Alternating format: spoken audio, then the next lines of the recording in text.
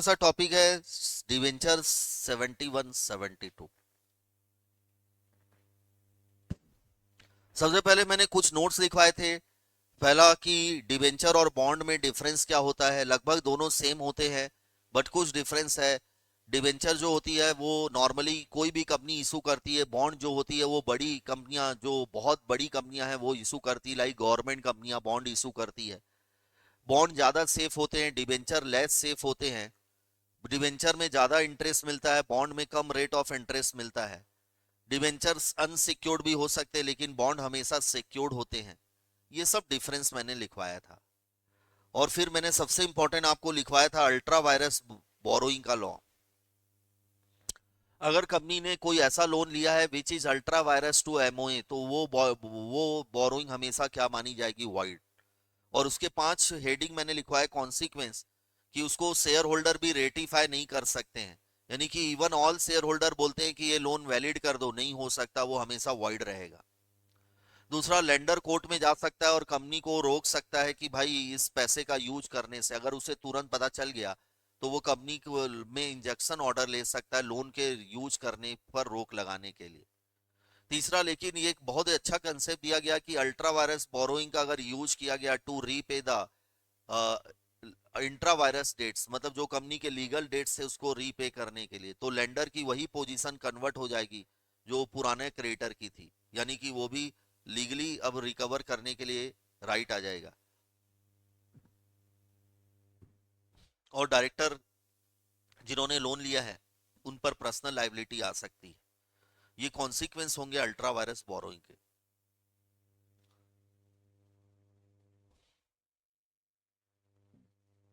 उसके बाद type of debenture थे कि कन्वर्टिबिलिटी बेसिस पर, रजिस्ट्रेशन के बेसिस पर, बियरर इंस्ट्रूमेंट, रजिस्टर्ड डिवेंचर्स, फिर रिडीमेबल के बेसिस पर, ये सब। उसके बाद पहला सेक्शन 71 आता है डिवेंचर इशू। पहला लॉ बोलता है कि अगर कंपनी कन्वर्टिबल डिवेंचर इशू करना चाहती है तो स्पेशल रिजोल्यूशन पास करना होगा। दूसरा, डिवेंचर में कभी वोटिंग राइट नहीं मिलेगा। और तीसरा, सिक्योर डिवेंचर की कंडीशन, अगर कोई भी कंपनी सिक्योर डिवेंचर इशू करना चाहती है मैक्सिमम टर्म रहेगा 10 साल। लेकिन कुछ कंपनियां 10 साल से अधिक के बट अप टू 30 ईयर्स के डिवेंचर इशू कर सकती है।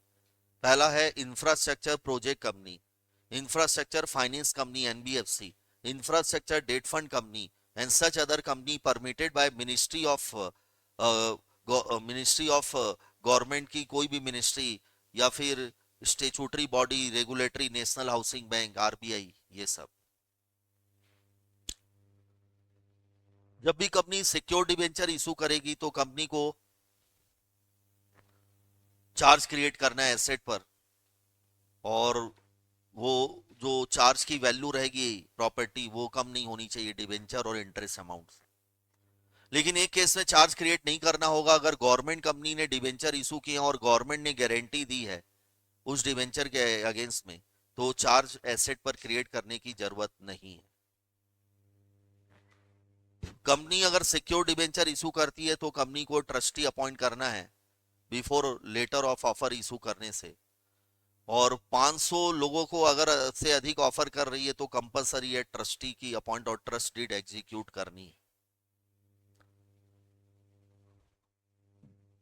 और ट्रस्टी की क्वालिफिकेशन फिर दी गई वही जो डिपॉजिटर ट्रस्टी की थी, कि वो उसमें एक पहला पॉइंट अलग है, बेनिफिशियल ऑनर, मतलब उसके पास शेयर होल्डिंग नहीं होनी चाहिए, इंडेटनेस नहीं होना चाहिए, उसको कोई पैसा लेना नहीं होना है कंपनी से अदर देन उसकी रिमरेशन को छोड़ के। उसका पिक्यूनरी रिलेशनशिप, यहाँ पर एक लिमिट दी गई है पिक्यूनरी रिलेशनशिप की, कि आपका 2% ऑफ ग्रॉस टर्नओवर और net profit, note total income, और 50 lakh which ever is lower.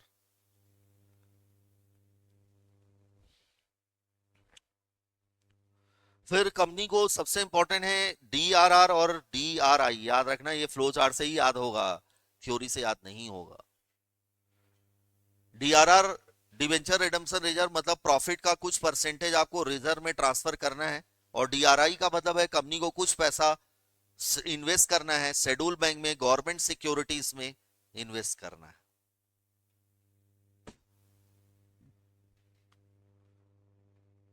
तो अगर करने वाली बात करें तो डीआरआर केवल एक ही कंपनी के लिए है, अनलिस्टेड कंपनी है और वो एनबीएफसी नहीं है, तो उसको डीआरआर क्रिएट करना है 10% ऑफ नेट आउटस्टैंडिंग डिवेंचर, और डीआरआई 3 कंपनियों को करना है। लिस्टेड कंपनी है जो पब्लिक ऑफर कर रही है, और एनबीएफसी जो पब्लिक ऑफर कर रही है, उसे 15% डीआरआई क्रिएट करना है। और जिसको डीआरआर लास्ट वाला था, private company other than NBFC, उनको भी 10% 15% डीआरआई क्रिएट कर।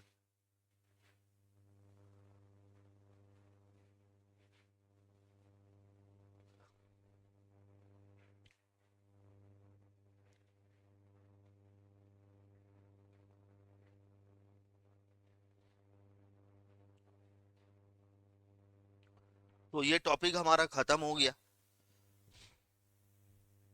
डिवेंचर।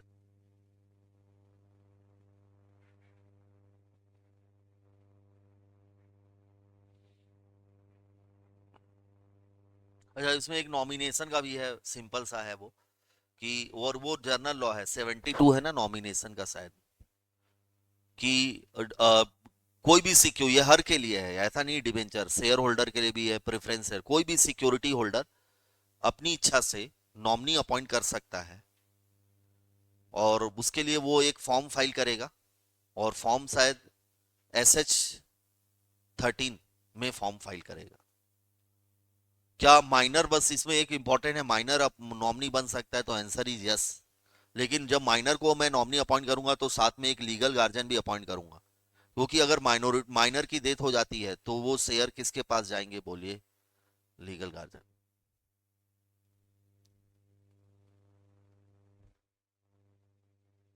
और जो है नॉमिनी कभी भी मैं चेंज कर सकता हूँ, हटा सकता हूँ, फिर से SS13 फाइल करूंगा। यही सब है फॉर्मेलिटी का क्वेश्चन।